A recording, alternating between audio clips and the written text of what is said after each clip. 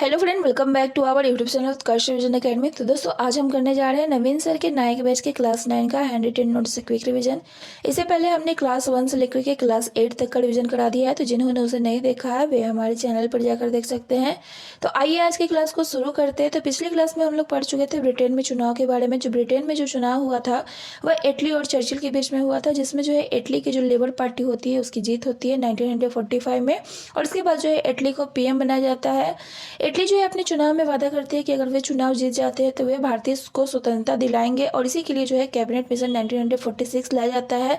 बात करें cabinet mission की, तो कैबिनेट मिशन जो है 24 मार्च 1946 को भारत आया था, और इसके बाद जो है 16 मई 1946 को इसकी योजना पेश की गई थी। इसके सदस्यों की संख्या की बात करें तो इसके सदस्यों की संख्या 3 थे, जिसमें पहला था पैट्रिक लॉरेंस, दूसरा स्टेफर्ड क्लिप्स और तीसरा एविन अलेक्जेंडर।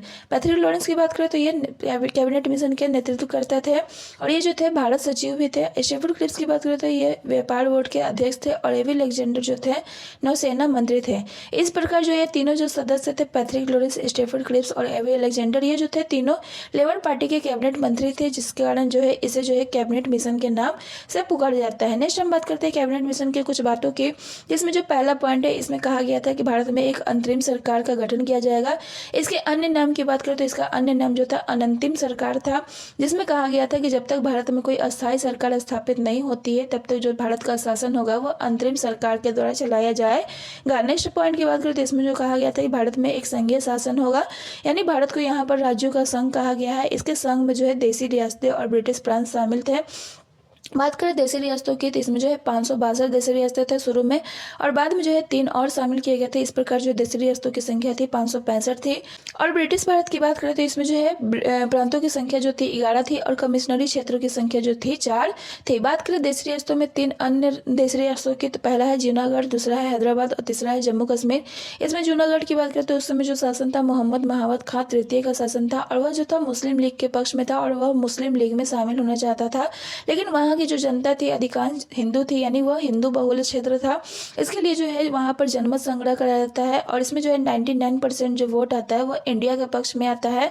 बात करें यहाँ पर जो जनमत संग्रह हुआ था वह कब किया गया था, तो 20 फरवरी 1948 को किया गया था। नेक्स्ट हम बात करते हैं हैदराबाद की, तो वहाँ पर जो शासन था उस्मान अली खां का शासन था, और इसके पास एक आर्मी थी जिसका जो नाम था रजाकार आर्मी था, और वह जो बोलता है कि वह न तो भारत में शामिल होना चाहता है और न ही पाकिस्तान में। इसके लिए जो है एक सैनिक कार्रवाई की जाती है जिसका नाम जो था ऑपरेशन पोलो था, और उसके बाद जो है हैदराबाद को भारत में मिलाया जाता है। नेक्स्ट हम बात करते हैं तीसरे जम्मू कश्मीर की, तो यहाँ पर जो शासन था हरी सिंह का शासन था, और यह भी जो है हैदराबाद की तरह न तो भारत में शामिल होना चाहता था और न ही पाकिस्तान में शामिल होना चाहता था, जिसके कारण जो है पाकिस्तान इस पर अटैक करता है। और इस अटैक से बचने के लिए जो है हरी सिंह जो है भारत के पास जाते हैं। तब जो है भारत की सेना जो है कश्मीर की रक्षा करने के लिए जाता है, लेकिन तब तक जो है कश्मीर का जो कुछ हिस्सा होता है वह जो है पाक के द्वारा अधिकृत कर लिया जाता है, जिसे हम लोग पाक अधिकृत कश्मीर कहते हैं या फिर पाक ऑक्युपाइड कश्मीर के नाम से जानते हैं। नेक्स्ट इसमें तीसरे पॉइंट की बात करें तो भारत में 3 समूह बनाए गए थे, पहला, दूसरा, तीसरा।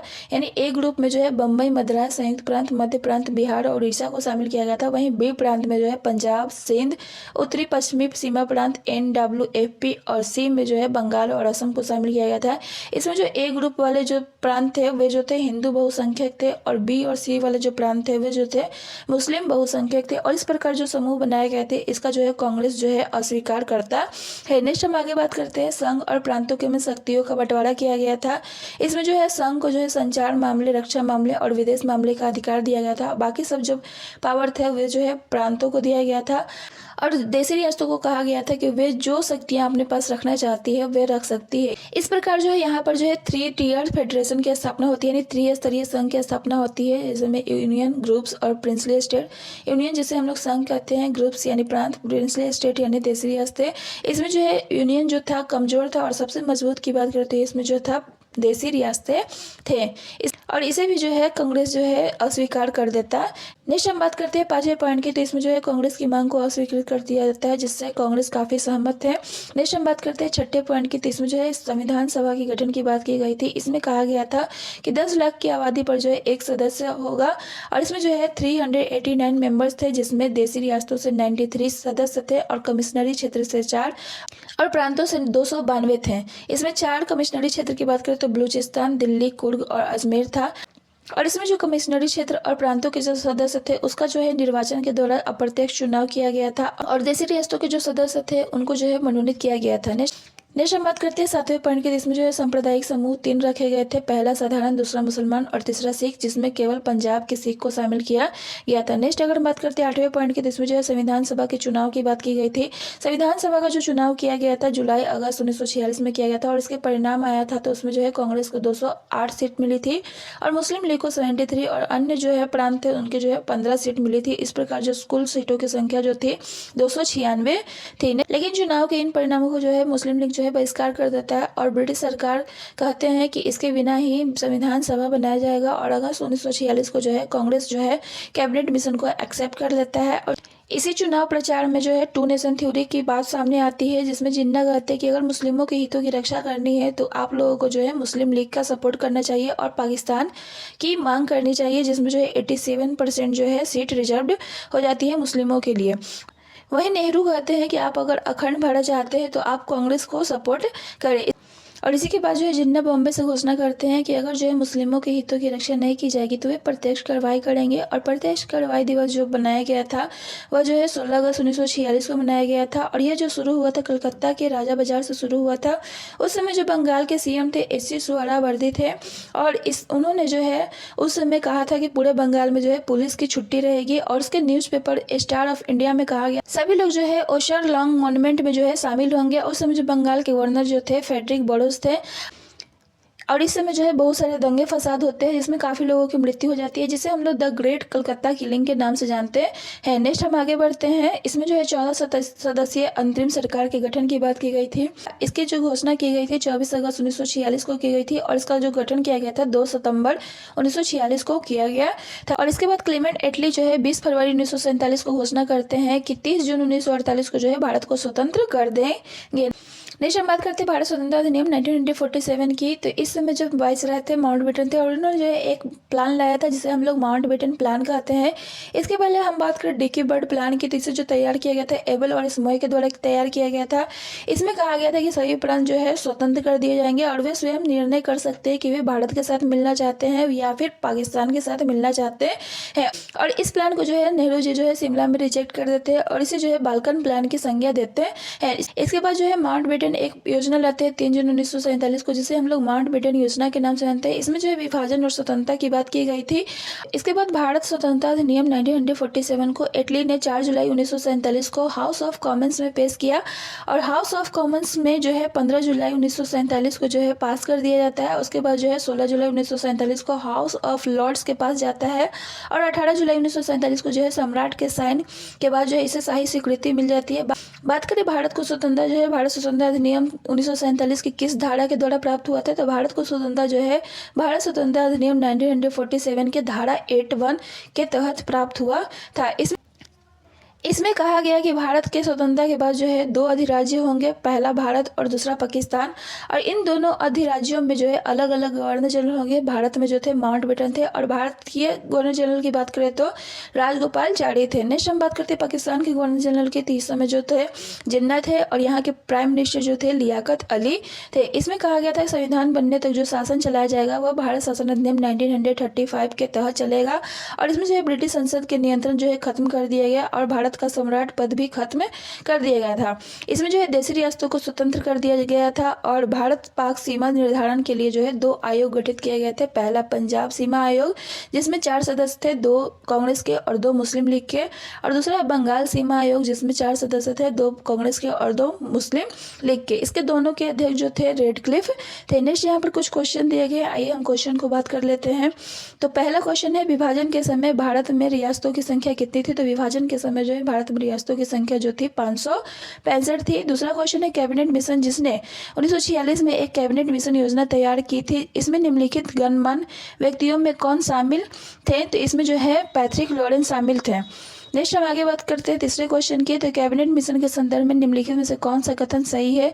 तो पहला कथन जो है, इसने एक संघीय सरकार की सिफारिश की थी, ये कथन सही है। बाकी इसने भारतीय न्यायालयों की शक्ति बढ़ाया था, ये कथन गलत है। इसने आईसीएस में और अधिक भारतीय प्रदान किए थे, तो ये भी कथन गलत है, यानी यहाँ केवल वन ऑप्शन सही है। नेक्स्ट हम आगे बढ़ते हैं अगले क्वेश्चन पे। तो कैबिनेट मिशन योजना के सदस्य कौन कौन थे। तो कैबिनेट मिशन योजना के 3 सदस्य थे, पैट्रिक लॉरेंस, स्टेफर्ड क्रिप्स और एवी अलेक्जेंडर। नेक्स्ट हम आगे बात करते हैं 5वें क्वेश्चन पे। तो 1946 में कैबिनेट मिशन का नेतृत्व किसके द्वारा किया गया था। तो 1946 में जो कैबिनेट मिशन का नेतृत्व किया गया था, पैट्रिक लॉरेंस के द्वारा किया गया। नेक्स्ट क्वेश्चन है, भारत के लिए कैबिनेट मिशन योजना की परिकल्पना है। तो इसका आंसर है राज्यों के संघ की परिकल्पना है। नेक्स्ट क्वेश्चन है, आगे बढ़ते हैं 7 क्वेश्चन। कैबिनेट मिशन निम्नलिखित में किसके लिए भारत भेजा गया था। तो कैबिनेट मिशन जो है भारत भेजा गया था सत्ता के हस्तांतरण के लिए, एक संवैधानिक व्यवस्था तैयार करने के लिए भेजा गया था। नेक्स्ट क्वेश्चन है, कैबिनेट मिशन योजना के तहत संविधान सभा के सदस्यों की कुल संख्या कितनी थी। तो कैबिनेट मिशन योजना के तहत जो है संविधान सभा के सदस्यों की संख्या जो थी 389 थी। नेक्स्ट क्वेश्चन है, प्रत्यक्ष कार्रवाई दिवस के संदर्भ में निम्नलिखित कथनों पर विचार कीजिए। तो पहला कथन है यहाँ पर, कांग्रेस ने 16 अगस्त 1946 को प्रत्यक्ष कार्रवाई दिवस मनाया था, तो यह गलत है क्योंकि मुस्लिम लीग ने प्रत्यक्ष कार्रवाई दिवस मनाया था। सेकेंड ऑप्शन है, सर्वप्रथम प्रत्यक्ष कार्रवाई दिवस जो है कलकत्ता में मनाया गया था, तो ये बात सही है, यानी कि ऑप्शन 2 सही है। नेक्स्ट क्वेश्चन हम आगे बढ़ते हैं। मुस्लिम लीग ने खालिस्तान 1946 को प्रत्यक्ष कार्रवाई दिवस के रूप में मनाया था, तो मुस्लिम लीग ने जो है 16 अगस्त को प्रत्यक्ष कार्रवाई दिवस के रूप में मनाया था। नेक्स्ट क्वेश्चन है, भारतीय स्वतंत्रता अधिनियम 1947 के लिए प्रदान किया गया था। तो पहला ऑप्शन है, यदि भारत और पाकिस्तान दोनों सहमत हो तो एक सामान्य गवर्नर जनरल होगा, ये बात सही है। दूसरा है, रियासतें स्वतंत्र रहने या भारत या पाकिस्तान में शामिल होने के लिए, ये भी सही है।